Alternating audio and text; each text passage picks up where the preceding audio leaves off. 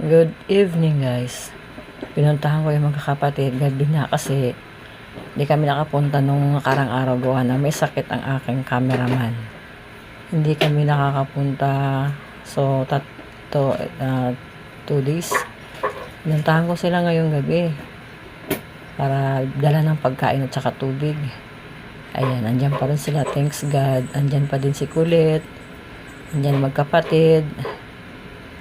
Binigyan ko sila ng pagkain. Kaya lang, parang medyo pumayat si cute. Si cute number 2, medyo gumaan siya. Hindi katulad nung dati na araw-araw kami nakakapunta, medyo bumibigat. Pero ngayon talaga ay gumaan siya. Pero ang kainaman lang ay medyo magaling na yung bunso, malakas na. Naglagay ako ng pagkain nila, madami akong iniwan. Tapos tubig para sa kinabukasan nilang pagkain. Hanggat na may makakain pa sila, okay lang. Pero pag naubos yun nga lang, wala siguro sila makain. Kawawa naman. Wala pa po ba mag-a-adapt dyan sa inyo? Baka naman, adapt nyo na po si Cute. Ayun yung kapatid, medyo okay na siya. Magaling na at malakas-lakas na siya.